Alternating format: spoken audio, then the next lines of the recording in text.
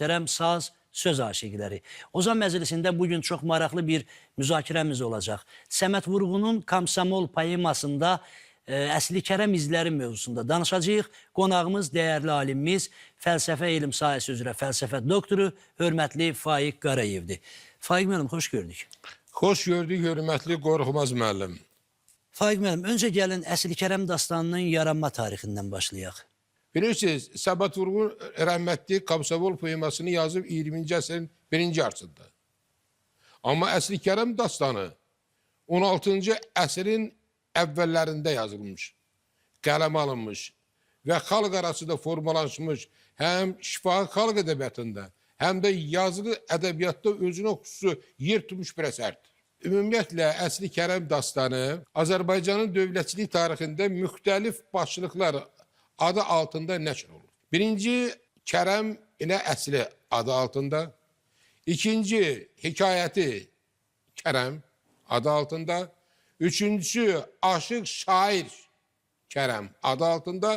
Və nəhayət sonunda 1966-cı ildə Azərbaycan SSR-nin Milli Elmlər Akademiyası tərəfindən dastanlar qeydətə alınarkən orada artıq Əsli Kərəm adı altında nəşr olur.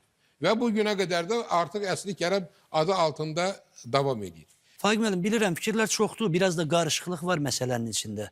Əsli və Kərəmə tarixi fakt yoxsa obrazlar kimi baxırsınız? Bilirsinizmi, bunlar real tarixi şəxsiyyəti yox, şəxsiyyətə çevrilmiş obrazlardır.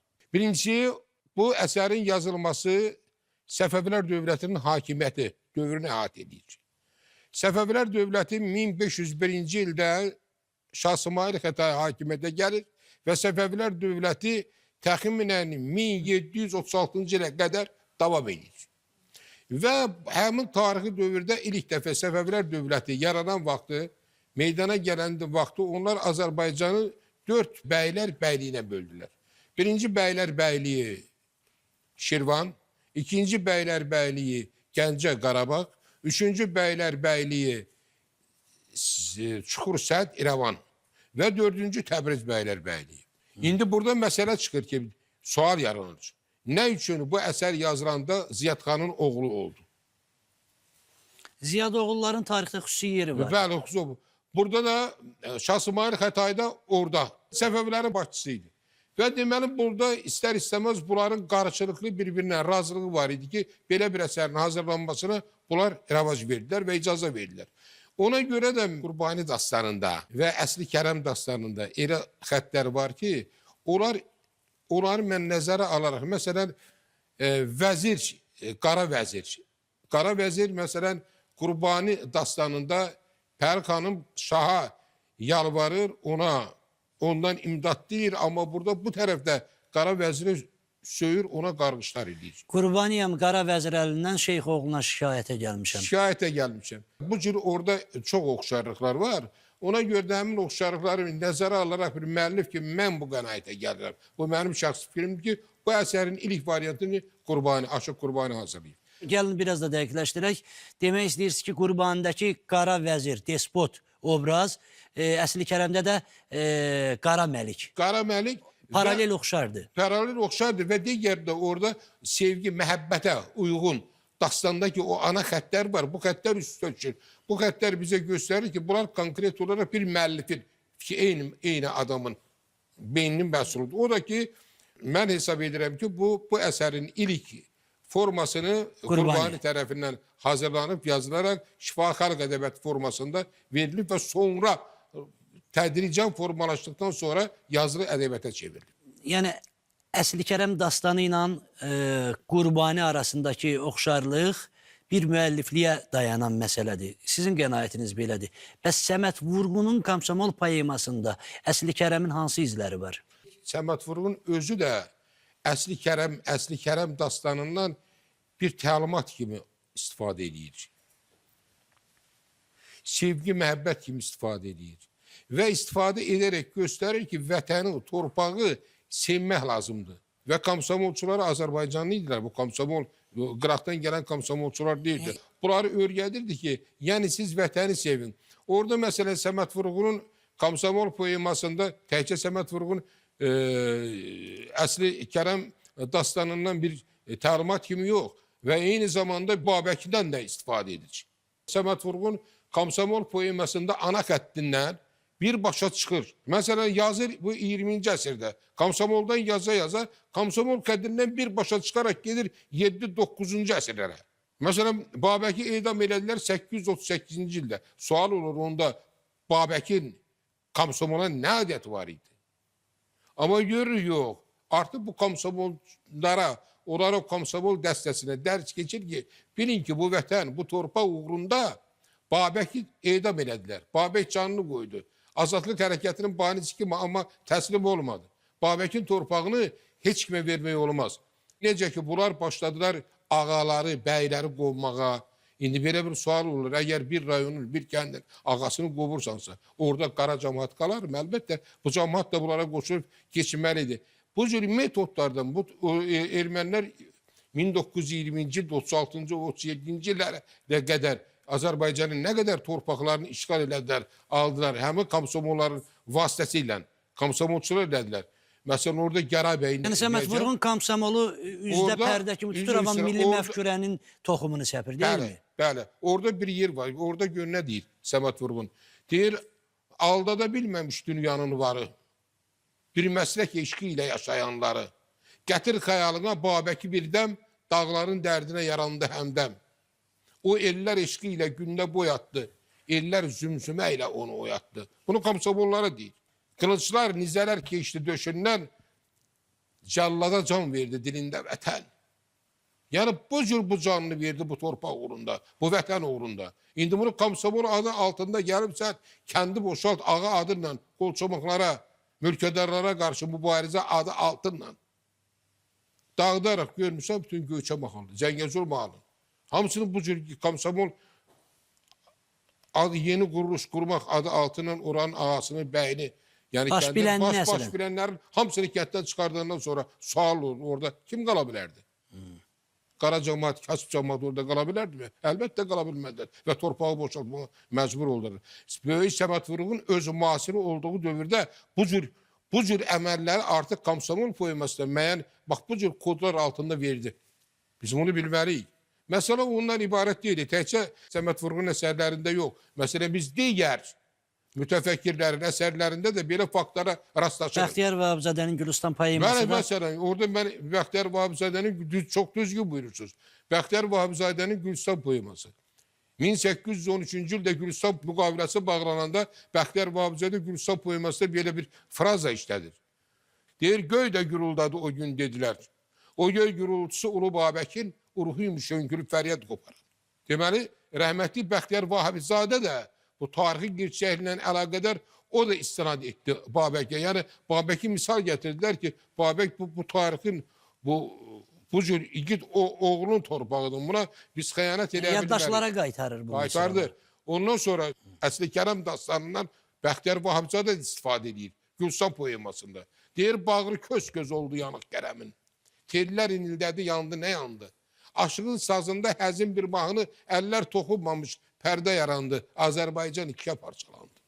Komsomol poemasını oxuyuruq, görürük ki, burada Səməd Vurğun Komsomol poemasını o quruluşun mahiyyətinə uyğun eyniləşdirməyə çalışır. Lakin fəlsəfi anlamda, fəlsəfi kontekstdə o yenə özlüyünü, öz mənəmliyini, öz ölkəsinin, öz milli düşüncəsini bunlara qurban vermir. Bəs Səməd Vurğunun Komsomol poemasında Əsli Kərəmin hansı izləri var? Səməd Vurğun özü də Əsli Kərəm dastanından bir təlimat kimi istifadə edir. Sevgi, məhəbbət kimi istifadə edir. Və istifadə edərək göstərir ki, vətəni, torpağı sevmək lazımdır. Və komsomolçular Azərbaycanlı idilər. Bu komsomol, qıraqdan gələn komsomolçular deyildir. Bunları öyrədirdi ki, yəni siz vətəni sevin. Orada məsələn Səməd Vurğunun Komsomol poemasında təkcə Səməd Vurğun Əsli Kərəm dastanından bir təlimat kimi yox və eyni zamanda Babəkidən də istifadə edici. Səməd Vurğun Komsomol poemasında ana xəttindən birbaşa çıxır. Məsələn, yazır bu 20-ci əsrdə. Komsomoldan yaza Komsomol qədrindən birbaşa çıxaraq gedir 7-9-cu əsrlərə. Məsələn, Babəki edam elədilər 838-ci ildə. Sual olur onda Babəkin komsomola nə adəti var idi? Amma görürük, yox. Artıq bu komsomollara, onlara komsomol dəstəsinə dərs keçir ki, bilin ki, bu vətən, bu torpaq uğrunda Babəki edam elədilər. Babək canını qoydu. Azadlıq hərəkətinin banisi kimi, amma təslim olmadı. Babəkin torpağını heç kimə vermək olmaz. Necə ki, bunlar başladılar ağaları, bəyləri qovmağa. İndi belə bir sual olur. Əgər bir rayonun, bir kəndin ağasını qovursansa, orada qara cəmaat qalar mı? Əlbəttə, bu cəmaat da bunlara qoşulub keçinməlidir. Bu cür metodlardan ermənilər 1920-ci il, 36-cı, 37-ci illərə qədər Azərbaycanın nə qədər torpaqlarını işğal elədilər, aldılar. Həmin komsomolların vasitəsilə komsomolçular elədilər. Məsələn, orada Gərabəyin... Yəni, Səməd Vurğun komsomolu üzdə pərdə kimi tutur, amma milli məfkürənin toxumunu səpir, deyilmi? Bəli, orada bir yer var. Orada gör nə deyir Səməd Vurğun? Deyir, aldada bilməmiş dünyanın varı, bir məslək eşqi ilə yaşayanları, gətir xəyalına Babəki birdəm, dağların dərdinə yarandı həmdəm. O ellər eşqi ilə gündə boyatdı, ellər zümzümə ilə onu oyatdı. Bunu komsomollara deyir. Kılıçlar, nizələr keçdi döşündən, cəllada can verdi dilində vətən. Yəni bu cür bu canını verdi bu torpaq uğrunda, bu vətən uğrunda. İndi bunu komsomol adı altında gəlibsə, kəndi boşalt ağa adıyla qolçomaqlara, mülkədarlara qarşı mübarizə adı altından. Dağıdaraq görmüşəm bütün Göyçə mahalı, Zəngəzur mahalı. Hamısının bu cür komsomol adı yeni quruluş qurmaq adı altından oranın ağasını, bəyini, yəni baş bilənlərin hamısını kənddən çıxardığından sonra sual olur orada. Kim qala bilərdi? Qara cəmaat, kasıb cəmaat orada qala bilərdi mi? Əlbəttə qala bilmədilər və torpağı boşaltmağa məcbur oldular. Böyük Səməd Vurğun öz müasiri olduğu dövrdə bu cür əməlləri artıq komsomol poemasında müəyyən, bax bu cür kodlar altında verdi. Biz bunu bilməliyik. Əzizlərimiz, bəli, biz Aşıq Nurəddin xanlar oyun ifasında Hüseyin havasını eşitdik. Balabanda Ələkbərov müşahiət elədi. Bir daha təşəkkürüm bildirirəm. Fahim müəllim, biraz əvvəl də dediniz, əgər Qara Məlik xristiyan olsaydı, onun köçünü götürüb qaçarkən getdiyi marşrutda xristiyan ölkələrini seçərdi. Niyə Türkiyə və Qeysəriyə doğru gedirdi? Məsələ ondadır ki, indi biz bugün müzakirə predmetinə çevrilen məsələlərdən biri də odur ki, əksəriyyət deyir ki, əsli erməni qızıdır. Əslində əsli erməni qızı olmuyor. Bu obrazda erməni qızı kimi gedir. Çünki onu o əsəri də hazırlayanda o xətti nəzərə almayıblar. Ziddiyyətdə vermək üçün qeyri-millət və qeyri-din. Amma böyük tədqiqatlarda göstərilir ki, xristiyanlaşmış Alban qızıdır əsli. Bəli, Kərəmi havalarına münasibətiniz, eşitdiyiniz Kərəmi havaları, yəni musiqi kontekstində olsa belə, dastanın təkcə bədii mətinə yox, həm də o fəlsəfi qatına adekvatdırmı? Bilirsiniz, bu əsərin ümumiyyətlə əsli Kərəm dastanını birincisi başlayır rəhmətli Qurbani ilə. Ondan sonra bunun üzərində şeirlərlə gedir. O saz havalarının hazırlanması, ifa qaydaları.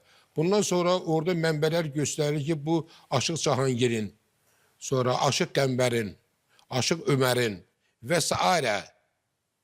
Hələ şeirləri bizə çatmayan aşıqların əsli Kərəm dastanındakı olan şeirlərdə xüsusi əməkləri var. Yəni onlar da əlavələr eləyir. Əksəriyyətini əlavə ediblər. Çünki bu 5 dəfə, bu əsər 5 adda təqdim olunub. Hər bir adda da bilirsən, hər bir yeniliklə müşayiət olunur. Bəli, hər bir müəllif öz əlavəsini eləyib. Əslində məncə sənətkarın haqqı var. Əlbəttə var. Yaradıcı yanaşma olmalıdır. Yaradıcıdan gedir söhbət. O əvvəlkiləri inkar eləməyib. Xətti qorumaqla öz əlavəsini. Əslində o müəlliflər, indi aşıqlar deyirik də, mən müəllif deyirəm, o müəlliflər bilirsinizmi, o metafizik inkar yox, diyalektik inkardan istifadə ediblər. Yəni köhnəni diyalektik inkar deyəndə o demək, yəni köhnəni saxlamaq və təzəsini əlavə eləmək. Bu da fəlsəfi prosesdə düzgün dedilər. Amma elə əsərlər də var ki, görürsən ki, orada müəllif metafizik inkar edir. Yəni bütün nəyi var, onun hamısını atır köhnəni.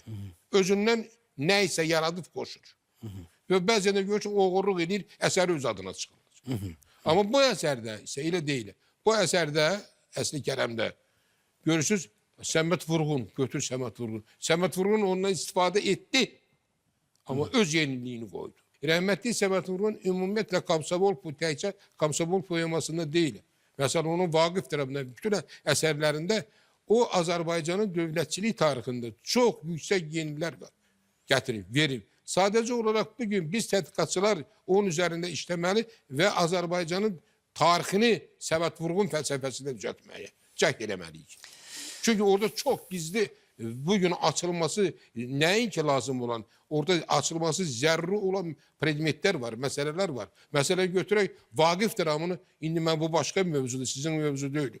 İndi mən istəyirəm Vaqif dramını təhlil edən. Vaqif dramı başdan ayağa Azərbaycan dövlətçilik tarixidir. Yəni ilk baxışdan ideoloji əsər kimi görünə bilər, amma milli müstəvidə yazılmış əsər.